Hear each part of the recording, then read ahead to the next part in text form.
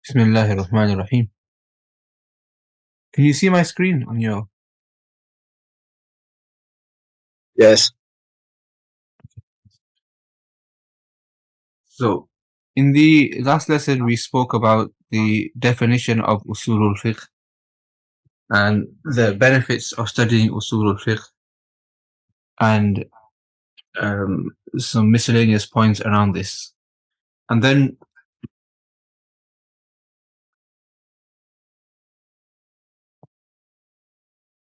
we spoke about the 4 types of Dala'il. So, the author says, وَالْأَدِلَّةُ الشَّرْعِيَّةُ هِيَ الْكِتَابُ وَالسُّنَّةُ وَالْإِجْمَاعُ وَالْقِيَاسُ. The 4 types of daleels and proofs are these: Quran, Sunnah, Ijma' and Qiyas. And we spoke about this last week as well, that the first primary source is the Quran, and the Sunnah is a sharh and an explanation of the Quran. So these are the 2 primary sources. And then if we don't find anything in these 2, we look towards the Sahaba and the Tabi'een. Maybe if they agreed on something, then it must be from Kitab and Sunnah. Okay, because they would never agree on something which is not from Kitab and Sunnah. And finally, we have Al-Qiyas, where there is a ruling which we already have established from Kitab, Sunnah, Ijma', and then there is another issue where we don't have any clear ruling, so we base it on those previous rulings which have been established through the primary sources. Okay? وموضوعه, the mawdu', the subject matter, what do we work with, are al-adilla al-shar'iyya, the shar'i dalail, meaning the proofs, من حيث إيصالها إلى الأحكام العملية, in terms of their joining us with or leading us to practical actions. وغايته, what is the purpose of this? معرفة الأحكام العملية من الأدلة الشرعية والتمكن من استنباطها منها. The purpose of studying Usoolul Fiqh is to gain knowledge of practical ahkam, practical rulings from their shar'i dalail. So we can understand what the dalail are, what the reasonings are between the fiqh that we practice, and how they are connected to the rulings and actions. وَالتَّمَكُّنُ مِنْ إِسْتِنْبَاطِهَا مِنْهُ, and also to be able to deduce those ahkam from their respective dalail. And then he says, وَلَمَّا كَانَتِ الْأَدِلَّةُ الشَّرْعِيَّةُ أَرْبَعَةً وَجَبَ أَنْ يُبْحَثَ عَنْهَا لِيُعْلَمَ بِهِ طَرِيقُ تَخْرِيجِ الْأَحْكَامِ. Since there are 4 shar'i dalail, like we have discussed and agreed, it is necessary to discuss all 4 of them, so that by that the method of deducing rulings can be known. So the book is sectioned into 4 parts, discussing each of these types of dalail. So the first is Al-Kitab, Al-Quran. So what is the definition of Quran? He says, هو القرآن المنزل على رسول الله صلى الله عليه وسلم. It is the Quran which was revealed to Rasulullah صلى الله عليه وسلم. So there's no need to explain that. المكتوب في المصاحف, which is written in the Masahif. Okay, so the Mus'haf that we have is mutawatir all the way up to Hazrat Uthman radiallahu anhu, and all the Sahaba agreed on that Mus'haf. The Sahaba at that time agreed on that Mus'haf that was Kalamullah. المنقول عنه نقلا متواترا بلا شبهة فيه, and now that Quran and that Mus'haf has been transmitted to us in a mutawatir manner. Mutawatir, what does the word mutawatir mean? Mutawatir means that it's transmitted through a large number of sources, such large numbers that it's impossible for them to be lying. So So we can trace the Quran back to the Sahaba through hundreds of chains, okay, in all different cities. The Sahaba were spread throughout the world, and you could go anywhere in the east or the west, the north or the south, and they were reciting the same Quran. So that's tawatur. How is it possible, in an age where there was no technology, no communication, and they were able to all recite the same Quran in the same manner throughout the world? They can't have made that up. That is the Quran which they took from Rasulullah sallallahu alaihi wasallam, and it's mutawatir. Bila shubhatin fi, there is no shubha in regards to this Quran that it is the word of Allah subhanahu wa ta'ala. Okay. Inshallah, if you go into an advanced level of ulum al-Quran, you will learn there are some qira'at which are shadda, so their ruling is not being discussed here, because we're talking about the Quran in the Mus'haf, which is mutawatir.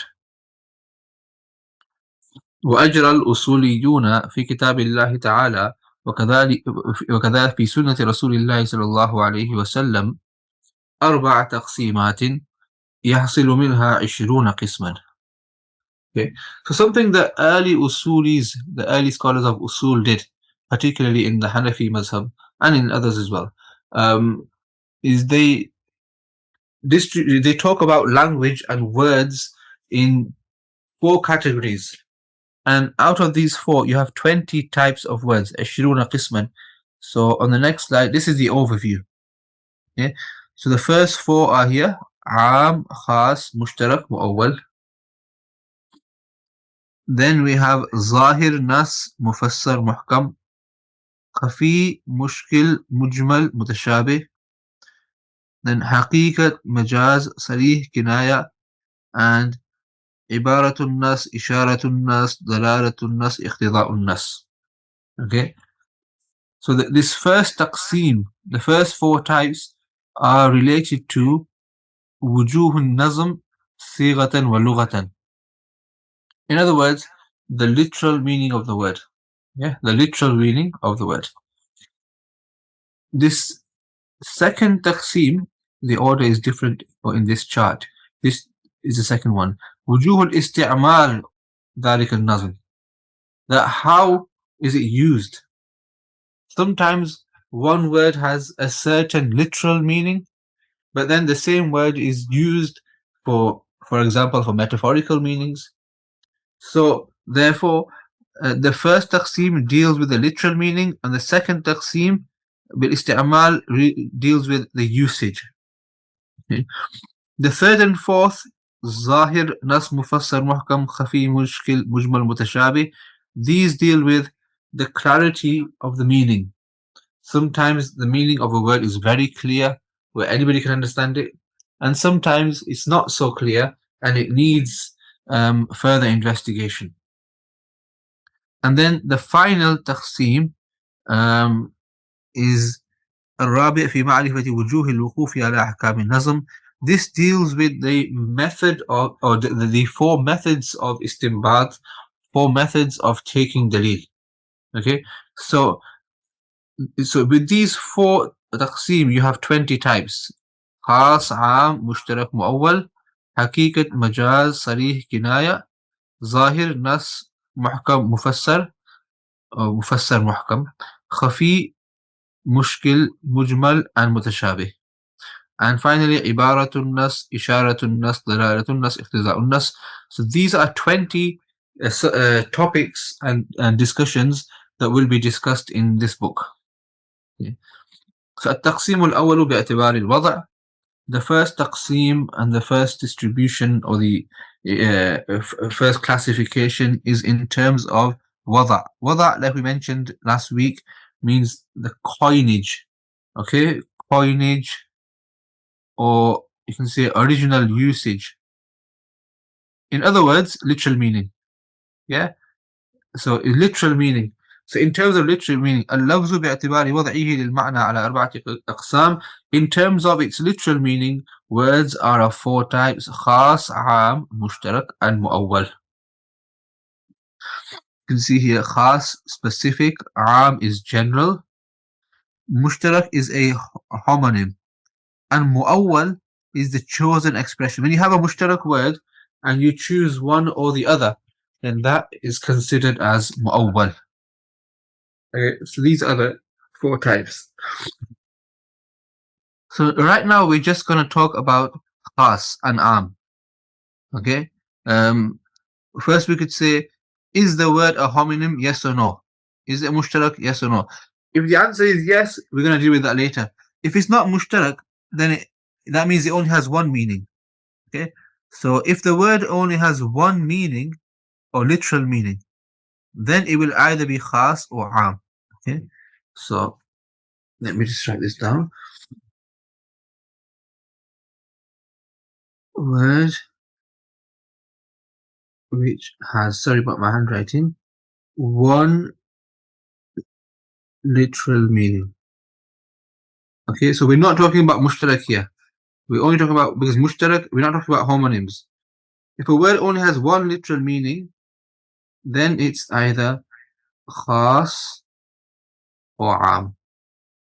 Okay, the definition of khas, لفظ وضع لمعنى معلوم أو لمسمى معلوم على الانفراد. This is the key part which differentiates it from am.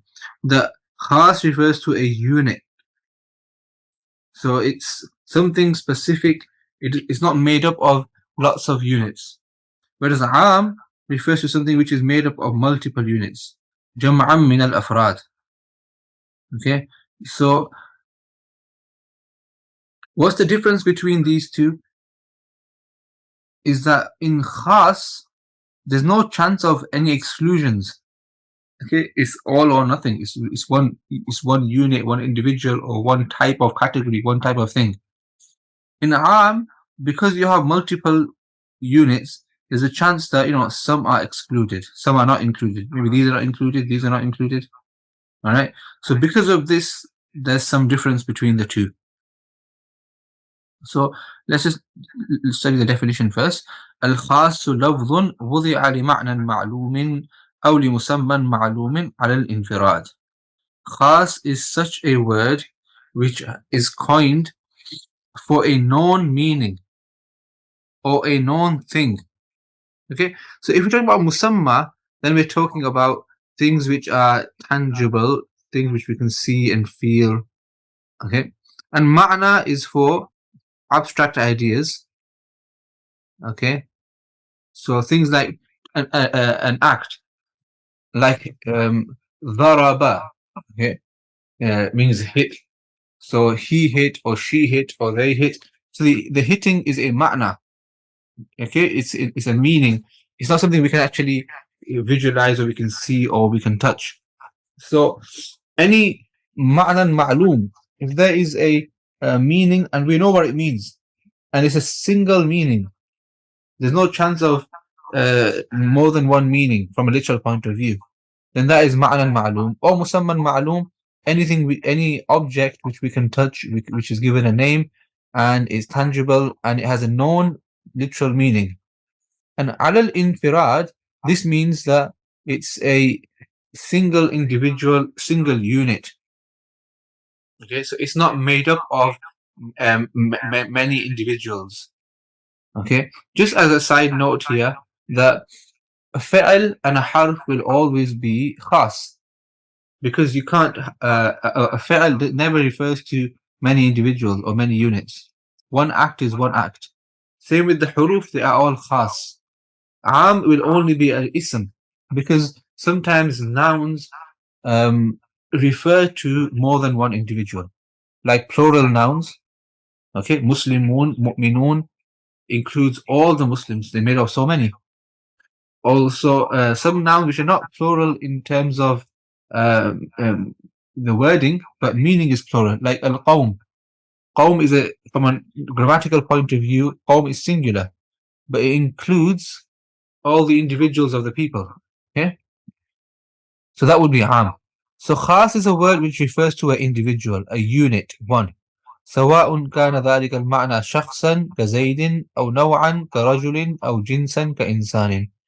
It is the same if that meaning is a individual like Zaid, or a certain type, a نوع, like man, أو جنسا, or a certain genus like insan.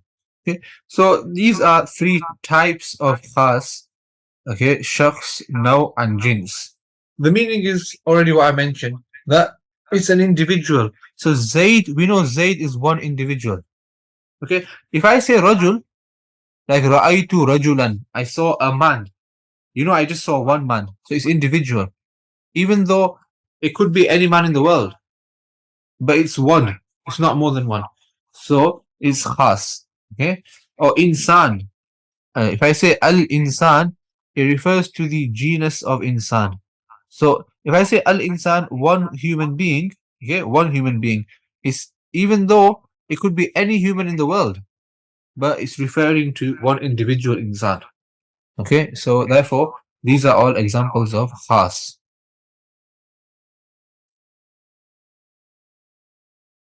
Is this clear so far? Yes. Okay, alhamdulillah. مثاله قوله تعالى والمطلقات يتربصن بأنفسهن ثلاثة قروء. This is the example of خاص. Okay. كلمة ثلاثة اسم خاص وضع لعدد معلوم فيراد بالقرء الحيض، فإذا طلقت في الطهر تكون عدتها ثلاث حيض كوامل. Okay. In this verse, Allah Ta'ala says, وَالْمُطَلَّقَاتُ يَتَرَبَّصْنَ بِأَنفُسِهِنَّ ثَلَاثَةَ قُرُوءٍ, that the lady who has been divorced, okay, so it's discussing the ahkam of when a woman is divorced, she must sit in iddah. She has a waiting period in which she should not marry. Okay, so divorced women are to remain waiting for three periods. Okay, so in this verse, the word thalatha is khas because it has one known meaning. Okay, and it's a ma'na ma'lum, it's an abstract meaning. We know what three is. The number between 2 and 4 is 3. So when I say 3, we all know what it means. You can't, if somebody says that maybe by 3 he means 5, or by 3 he means 10, that doesn't make sense because everybody knows what 3 means. Okay, so therefore 3 is khas and we must act upon it. So what's the actual purpose of the verse? That when a lady has been divorced, she should wait for 3 periods before she can remarry.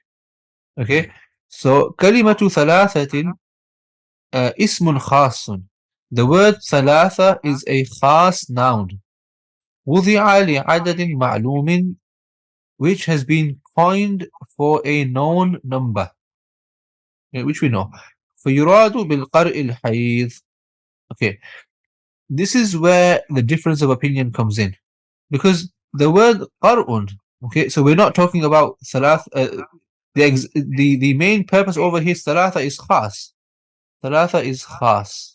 Okay, the word qar'un is actually a mushtarak word in Arabic, because qar'un could mean menses, okay, when a woman is on her menstruation, and qar'un can also mean the absence of menses. In other words, what we call in Arabic the tuhur, the period where there is no menstruation. Okay, so now the fuqaha had to think that, okay, which one does it mean here? Because in the Arabic language, qar'un can mean either. Sometimes qar'un means hayd, menstruation, and sometimes qar'un means tuhur, purity, when there is no menstruation. So how do we decide which one it is? So the fuqaha looked into this, and specifically the Hanafi fuqaha, when they looked into this, they decided that divorce is to be given in tuhar. Okay, we always, it's haram to give a woman divorce when she is on her period. So let's say this is hayd. I put a ha for hayd. Yeah, sorry, I should start with tuhar. Okay, this is tuhar. Okay, hayd, tuhar, hayd, and tuhar. So, if the divorce occurs in this tuhar, right? if the divorce occurs here, and we're going from right to left here, then one whole period goes, that's 1. Another period goes, 2. A third period goes, that's 3, and now she is free to marry. Are you following? So therefore, we have 1 whole hays, 2 hays, 3 hays. Okay? This is if we consider qar'un to mean hays. If, on the other hand, we were to take the meaning of qar'un as tuhar, then the divorce is given here in this tuhar. Okay? So then the hays goes, and then you have 1. So this tuhar is actually counted, the fuqaha count this as 1. So this tuhar is 2 and 3. But in reality, that's not 3, is it? Because the divorce is given somewhere between this tuhar. So we have 1 whole tuhar here, another whole tuhar here, but this one is not the full tuhar, it's part of it. He might have divorced her just 1 day before her period started. So in that case, it's 2 tuhars plus 1 day. Okay, so in any case, if we take the meaning of tuhar, then it will never be 3 full tuhars. It will be 2 and part of the third. Whereas in the Quran, it clearly says ثلاثة قروء. So if we take the meaning of quru as hayd, then we have 1, 2, 3 whole hayd. So we are acting upon and taking the literal meaning of thalatha as 3, not as 2.5 or 2 and a bit, 2 and some. Okay. So therefore, let's read the translation now. Kalimatu thalatha ismun khasun wudi'a li adadin ma'lumin. The word thalatha is a khas noun which has been coined for a known number. Therefore, the intended meaning of qar' will be hayd, periods. So, if a lady is divorced in the tuhar, which is the norm, because it's not permissible to divorce her in hayd, so when the woman is divorced in tuhar, her iddat will be 3 complete hayd, 3 complete menstruations. حكمه الخاص دليل قطعي يجب العمل به لأنه يتناول مدلوله قطعا. Before we translate and explain this, we have to understand that all dalail, all proofs are of 2 types, one of 2. You have qat'i and we have zanni. Okay, qat'i means it's definite. There's no doubt. So it's known with certainty. Okay, and zanni is where there is possibility of doubt.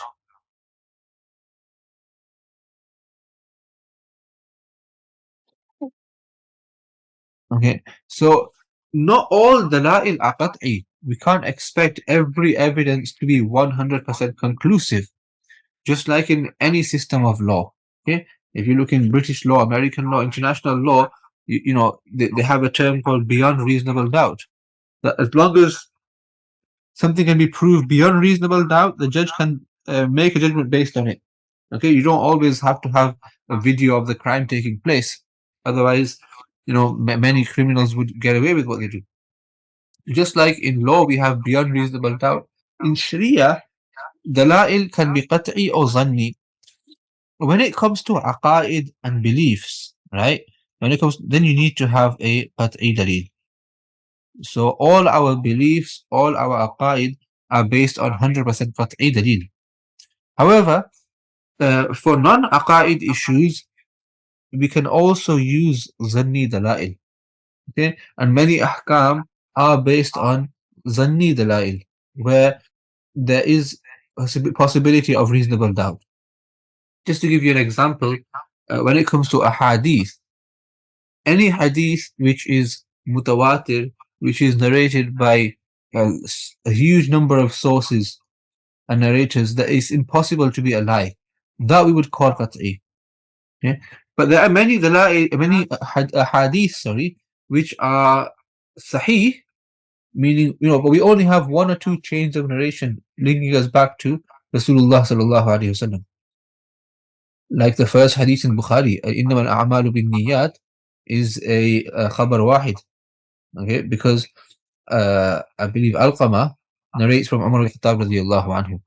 So it's only from one Sahabi. So that would actually be a zanni. That because it's narrated from one person, there's a possibility of human error. But that doesn't mean we disregard it and we ignore it. We still have to consider it as a dalil, but it's a zanni dalil. It will not be acceptable in matters of aqaid, but it's acceptable in matters of ahkam and in matters of fiqh, like, something is wajib or sunnah or mustahab or certain details of ibadat, etc. We can use these. Okay, so all dalail are qat'i or zanni. Okay, qat'i, known with certainty without any possibility of doubt. Zanni, where there is a possibility of doubt. So usually if you have zannul ghalib, most probable, then most probable cause, then that is sufficient. So what is the ruling of khas? Al-khasu dalilun qat'iyyun. Khas is a qat'i dalil. Okay, so if Allah Ta'ala says thalathata quru, that 3, if somebody comes later and says, actually I don't think it should be 3, I think it should be 5, I think 1 should be enough, then this is not acceptable, and there are serious concerns about that person's iman, because Allah Ta'ala has said very clearly it's 3. Then what right do you have to change that number? Okay, so yajibul amalu bihi, it's necessary and incumbent to act upon it. It's wajib to act upon it. لأنه يتناول مدلوله قطعا, because it includes what it's referring to in a qat'i manner, okay, without any possibility of doubt. Okay, so you could say a khas is a word, is evidence which is necessary to act upon. This is because the denotation it is implying is with certainty. Okay, madlul, the thing it is referring to. Yatanawalu is included, and qat'an in a certain manner, known with certainty. So in simple terms, if we have a khas word in the Quran, we must act upon it. It's very clear. On the other hand, we have am. Al-amu lafzun yashmalu jam'an min al-afradi. Am is a word which includes a group of individuals. Imma lafzan, either through its wording, like the word muslimina, mushrikina, that according to the rules of grammar, these are plural words. Muslimin, mushrikeen, Muslims, and polytheists. These words are plural. So clearly they include more than one. وَإِمَّا مَعْنًا كَمَنْ وَمَا وَقَوْمْ وَرَهْتْ. Or this could be just in terms of meaning, such as the words man, ma. The word man means who or whoever.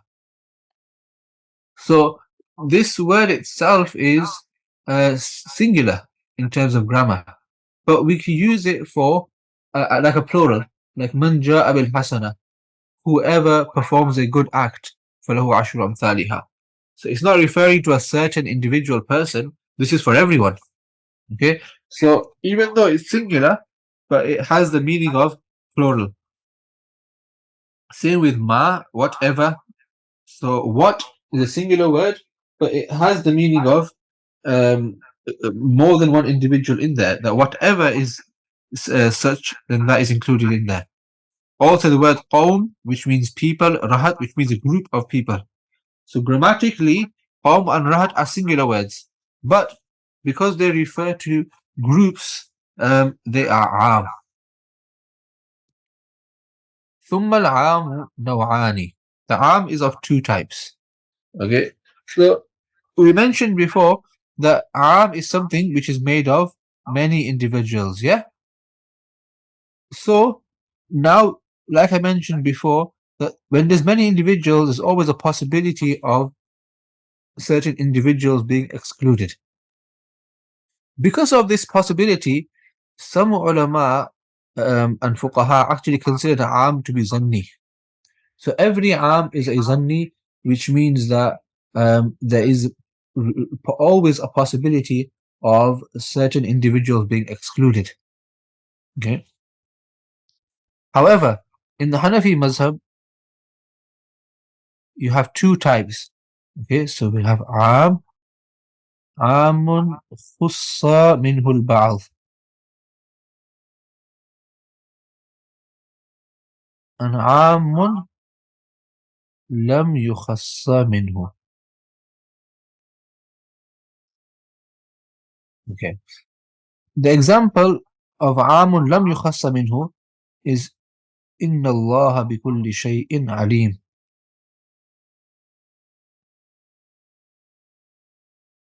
Allah has knowledge of everything. So in this term, bi kulli shay is am. It's am and it's ghayr makhsus. That nothing can be excluded from there. Allah has knowledge of everything. So nothing can be taken out. There is not anything which Allah does not have knowledge of.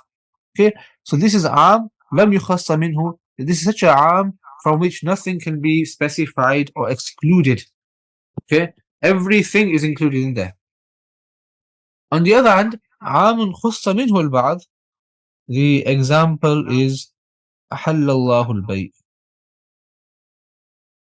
Okay, that Allah subhanahu wa ta'ala has permitted trade. Okay, now al-bay' includes all the different types of buying and selling. Okay, so if this ayat was on its own, we would say any kind of bartering, any kind of deals that you do whenever you swap one thing for another, whether it's currency for currency, currency for items, items for items, in every case, the bay should be allowed and it's halal. However, immediately after this, Allah Ta'ala said, Halallahu al-bay' wa harrama riba. Okay, riba is also a type of bay. Okay? Because in this verse, riba is referring to riba al-fadl, where if you have, for example, one sa' of dates, one basket of dates, and you want to exchange it for two baskets of dates. Okay, or you have one container of wheat and you exchange it for two containers of wheat. So the hadith very clearly prohibits this. Okay? الذهب بالذهب والفضة بالفضة والتمر والتمر والملح بالملح والشعير بالشعير والحنطة بالحنطة يدا بيد مثلا بمثل. إلى آخر الحديث. That the order was slightly different, but Rasulullah sallallahu alaihi wasallam says that if you exchange gold for gold, or silver for silver, or wheat for wheat, or barley for barley, or salt for salt, then in some riwayat there's raisins as well, or dates for dates, then they must be hand in hand and in equal measure, and otherwise it is riba. So this riba is a type of bay' which is being excluded from bay'. Okay, so the first part of the ayat said ahallallahu al-bay', all bay' is permissible. But then the second part of the ayat is saying actually there is one type of bay' which is not permissible, which is riba. Okay, so let's say if there are 100 different types of buyu, we now know from this ayat that at least one has been excluded. So now this has become makhsus al-ba'z. Okay, this is amun khussa minhu al-ba'z. So if there is a am word in the Quran and no individuals have been excluded, then the ruling of that is like khas. It's qat'i, we have to act upon it.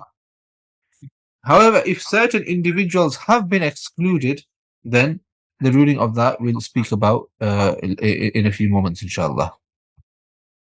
So it says al-aam naw'ani, aam is of two types. Number one, the first type, aamun lam yukhassa anhu shay', such an aam from which nothing has been specified or excluded. كقوله تعالى, Allah Ta'ala says, إِنَّ اللَّهَ بِكُلِّ شَيْءٍ عَلِيمٍ. Indeed, Allah has knowledge over everything. So بكل شيء is عام here. There is no exclusion from there. وقوله تعالى فقرأوا ما تيسر من القرآن. Read whatever is easy from the Quran. The word ma here is عام. That read whatever from the Quran. This is why Imam Abu Hanifa rahmatullahi alayhi is of the opinion that if you read any portion of the Quran in Salah, then that Salah is valid and the farz is done. Whereas Imam Shafi'i rahmatullahi alayhi says that if you don't read Surah Fatiha, the Salah is completely void and invalid. Inshallah, we'll discuss that in more detail at the appropriate time. But the point over here is that Imam Abu Hanifa rahmatullahi alayhi is saying, if you say that we must read Surah Fatiha, then we are not acting upon ma, which is am here, because we have specified it. So we don't have the right to specify something which is am in the Quran. Therefore, you read anything from the Quran, the salah should be valid, okay? Because the word ma is am. حكمه هو قطعي بمنزلة الخاص يجب العمل بمدلوله. The ruling of this عام is that it is قطعي, just like khas. Okay, بمنزلة الخاص, in the same level as khas. And it is necessary to act upon its madlul, act upon what it refers to. Okay, its denotation. So whatever is, whenever a word is am, whatever it's referring to, we must act upon that is qat'i. And there is no reason to doubt any individuals from it. So all the individuals must be included. Okay? But the second type, وَعَامٌ خُصَّ عَنْهُ الْبَعْضِ. This is an am from which certain individuals have been excluded. كقوله تعالى وَأَحَلَّ اللَّهُ الْبَيْعَ. Like Allah Ta'ala says, Allah Ta'ala has made bay' halal. Allah has permitted bay'. خُصَّ عَنْهُ الْبَيْعُ الَّذِي فِيهِ الرِّبَى. That bay' in which there is riba has been excluded from this, بقوله تعالى, with the saying of Allah Ta'ala, وَحَرَّمَ الرِّبَى. Okay. So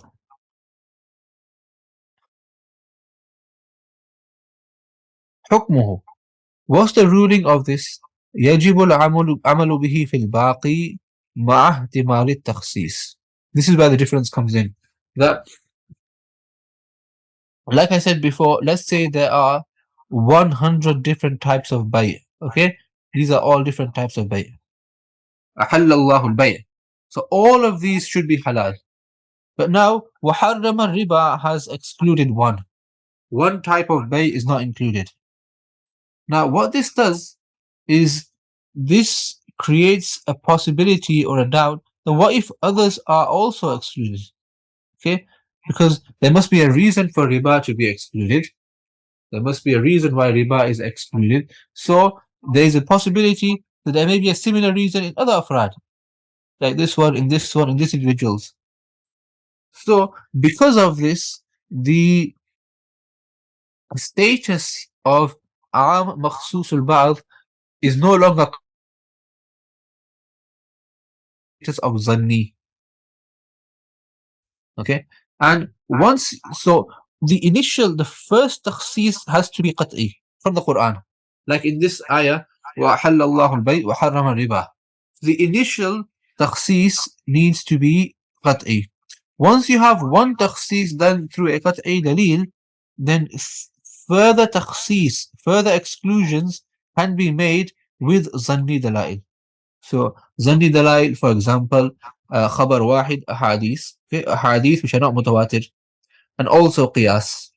Okay, so if we find something else which is similar to riba, then we can also exclude that based on qiyas now. Okay, so if I just explain again, if we have am غير مخصوص البعض, this is amun lam yukhassa minhu, that nothing has been excluded from it. So because this is a strong unit, nothing has been excluded, we don't have the right to exclude any individuals of these based on a zanni dalil like khabar wahid and qiyas. Khabar wahid are non-mutawatir ahadith, they are zanni. And qiyas is also zanni. So Khabar Wahid and Qiyas don't give us Qat'i knowledge. The level of knowledge they give us is Zanni. So because is Qat'i, you can't exclude individuals from a Qat'i using a Zanni. In other words, you can't exclude individuals from an lam yukhassa minhu using a Khabar Wahid and Qiyas, for example. However, once it becomes makhsusul ba'az, okay, or khussa minhu, khussa minhu al-ba'ad, now the status is no longer qat'i. Now the status has become zanni. Why has it become zanni? Because when we remove one individual, then that tells us there must be some reason for removing that individual. And that same reason could be found elsewhere. So for this reason, the status is no longer qat'i, it is now zanni. Okay? So now the first exclusion was done by the Quran, by qat'i. Now further exclusions can be done through khabar wahid and qiyas. That is why there are many types of transactions which are considered as prohibited and impermissible by the fuqaha, and the dalail for them are not qat'i. Okay? Many ahadith are khabar wahid, they are zanni, but based on that, the fuqaha have said that this type of bay is impermissible, that type of bay is impermissible. Why? Because the first takhsis was done in the Quran, وَحَرَّمَ riba. So further takhsis can be done through ahadith, khabar wahid and qiyas. On the other hand, if it was just halallahu al-bay', Allah has permitted all types of bay, then for us to start excluding certain types of bay and saying this bay is haram, that bay is haram, will be very difficult, because we will be going against the qat'i of the Quran with zanni dalail, which is not permissible. Okay? So in other words, to summarize, if you have a qat'i dalil and you want to exclude certain individuals, you need a qat'i dalil.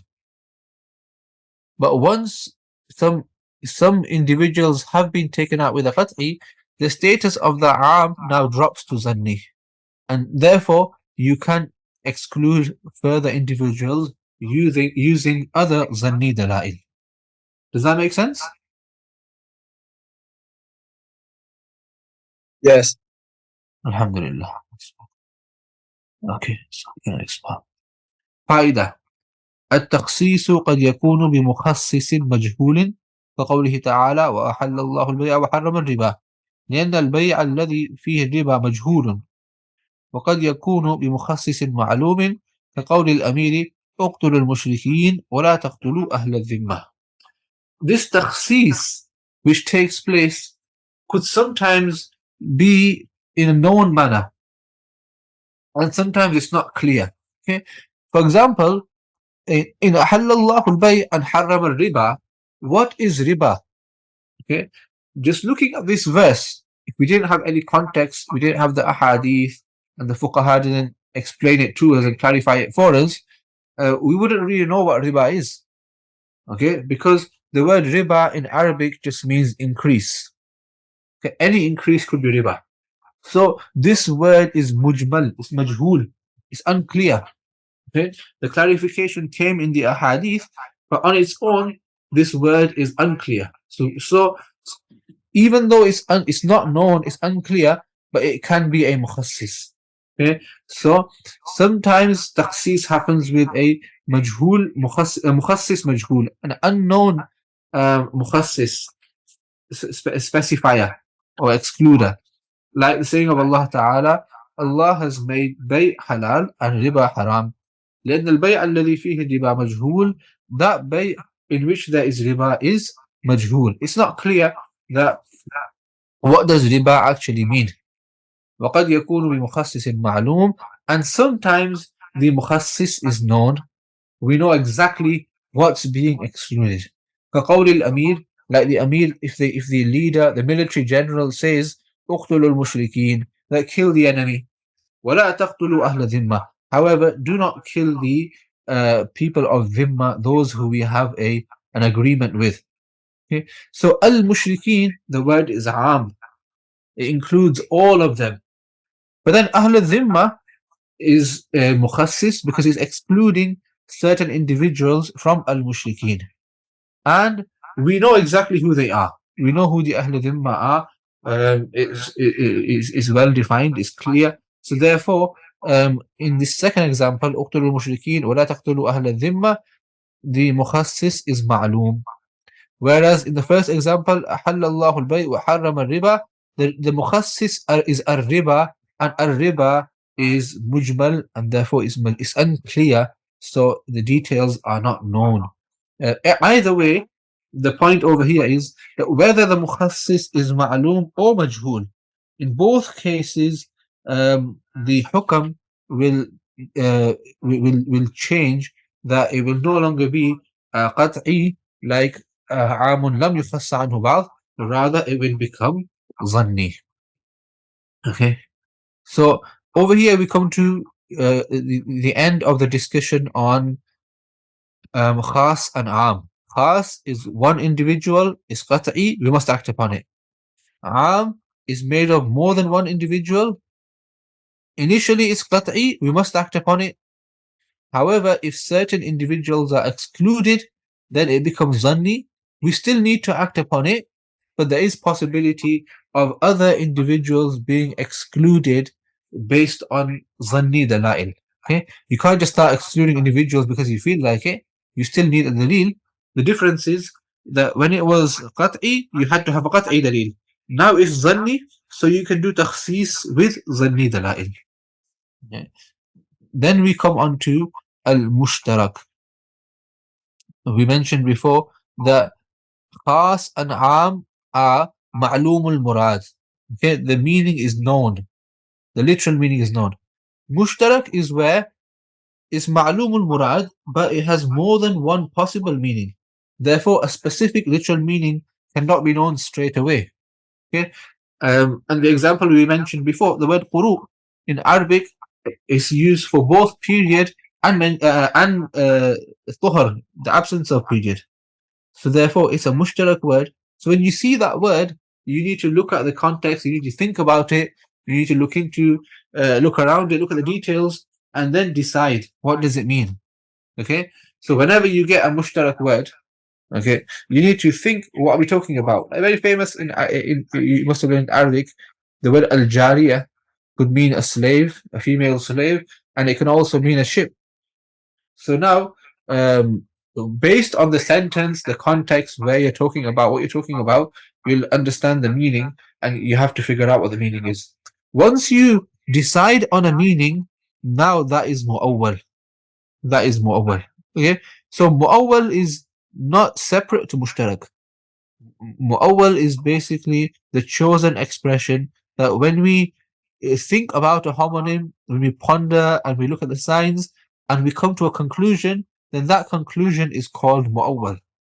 Now, I want you to tell me, do you think the mu'awwal should be qat'i or zanni? Sheikh Saeed. Would be it's not clear. Sorry? It's not clear until you figure out what it's meaning in a sentence.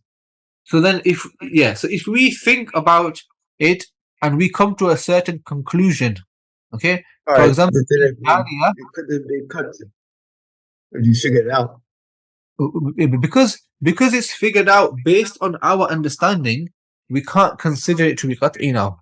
Our understanding has a possibility of error. Wouldn't it be if let's say our understanding from what is muwatir? You had muwatir in the Quran and also. Sorry? Are you adding in the say like the word period? That would have to be, you'd have to go back to hadith muwatir. Yeah. Exactly. So whatever conclusion we come to, that's going to be zanni now, because we've had to think about it. It's based on our understanding. There's a possibility of error. So it's no longer considered as qat'i, it's zanni now. Does that make sense? So, yes, it makes sense.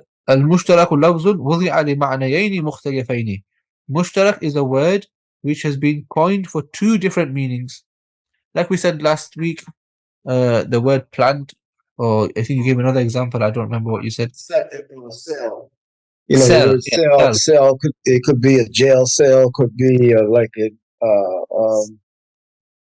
Excel. You have a cell there. Biology got the word cell, so that's three meanings there. Exactly. Or the batteries that we put, Battery cell, yes. yeah. Four. So one word has more than one meaning. أو لمعان مختلفة الحقائق, or many meanings whose حقائق, whose realities are different, meaning they refer to different things. For example, the word jariya, I already mentioned, it could mean slave girl, or it could be a ship. Okay. Well, mushtari is the name of a planet. Yeah, I don't remember which planet it is. It's the name of one of the planets in Arabic. Or it could mean buyer, purchaser in a trade. Qar'un could mean Hayd, which is period, and it could be Tuhar. So these three words all have more than one meaning from a literal point of view. Therefore, they are mushtarak. حكمه إذا أريد أحد معانيه لا يراد معناه الآخر. Okay? When you intend one of its meanings, then the other meaning cannot be intended. Okay? You can't say the word cell and mean both the jail cell and the biological cell at the same time. You either mean one or the other. Okay? When I say the word jariya, it either means slave girl or it means ship. It can't mean both. Okay? When I say mushtari, it either means the planet mushtari or it means the buyer in a trade. It doesn't mean both at the same time. Similarly, al-qar, it either means haiz or it means tuhar. It doesn't mean both at the same time. Yeah? So in all homonyms, all mushtarak words, when we use them in language, we mean one or the other. We don't mean both at the same time. The same applies to the Quran. That in the Quran, if there is a mushtarak word, it will either mean one or the other, but it shouldn't mean both at the same time. Okay. And then al-mu'awwal, I'm just finishing off now. Al-mu'awwal lafzun turujjiha ba'du ma'anihi bi ghalib al-ra'i. Mu'awwal is such a word which has many meanings, and one of those meanings has been preferred. Okay? One of those meanings has been preferred bi ghalib al-ra'i. Okay? Based on considerable assumption. Okay? Ghalib al-ra'i, ghalib al-zan, these is a technical term where you think something is most probable. Okay, let's say this is the scale. Okay, this is yes, this is no. Okay, if I'm 50-50, if I'm here 50%, that is doubt, isn't it? That is shak, that is doubt, right?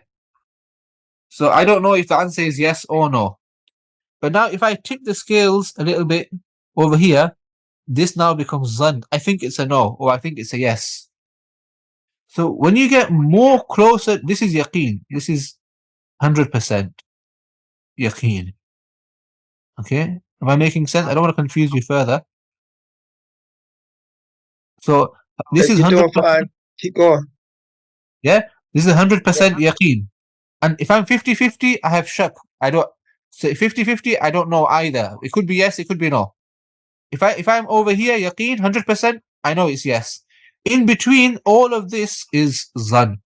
So if I am more towards no or more towards yes, that is zan. And if I get closer to yaqeen, this is known as ghalib zan or ghalibul ra'i. That most probably it's a yes. Okay, so when it comes to mu'awwal, we are relatively sure. We're closer to knowing than not knowing. But there is a small possibility of us being wrong. Okay, so this is what we call ghalibul ra'i, considered assumption. Okay, so a mu'awwal is a word which has been preferred, certain meanings of which have been preferred based on ghalibul ra'i, based on considered assumption. كترجيح معنى الحيض من القرء عند الأحناف, like giving preference to the meaning of hayd in quru, according to the ahnaf. Okay, but the Shafi'is, they take quru to mean Tuhur. So now we don't say outright they are wrong, because there's a possibility they're right. We say that we believe we have a greater chance of being correct based on our ijtihad, but there's a possibility of them being right as well. So therefore, even though we prefer one meaning, we don't say it with 100% certainty, but we must act upon it. حكمه وجوب العمل به مع احتمال الخطأ. The ruling of mu'awwal is the necessity of acting upon it with the possibility of mistake. So even though there's a chance that we could be wrong, but because we have reasonable reasonable belief or reasonable knowledge, okay, beyond reasonable doubt, so we have to act upon it. We can't just ignore it. Okay, so I think that's all for today. So alhamdulillah, we've completed the first taqseem, right? If we go back from these 5, we've completed the first one, the am, khas, mushtarak, mu'awwal. Now khas has certain types, amr, nahi, mutlaq, muqayyad. We'll speak about that later inshallah, but we've learned that khas it has one meaning, so it's not a homonym, and it refers to one individual. Am has one meaning, it's not a homonym, but that meaning consists of more than one individual. And mushtarak is a homonym, and when we decide on a certain meaning of mushtarak, then that becomes mu'awwal. Okay? Are there any questions? Yes. This chart that you have up now, is that in English anywhere? Translated anywhere? Translated anywhere? Is it translated into English anywhere? Not that I can recall. Okay. If I find something, I'll send it over to you, inshallah. I'll ask the admins to forward it over. But I only have Arabic version. Right. Okay. So if that's all, then we'll leave it there, inshallah, and we'll continue next week. Subhanallah wa bihamdi, subhanakallahumma wa bihamdika, ashhadu an la ilaha illa anta astaghfiruka wa atubu ilayk. Subhana rabbika rabbil izzati amma yasifun, wa salamun ala al-mursalin, walhamdulillahi rabbil alamin. Assalamu alaikum wa rahmatullah. Wa alaikum assalam wa rahmatullah wa barakatuh. Jazakumullah khair. Ameen.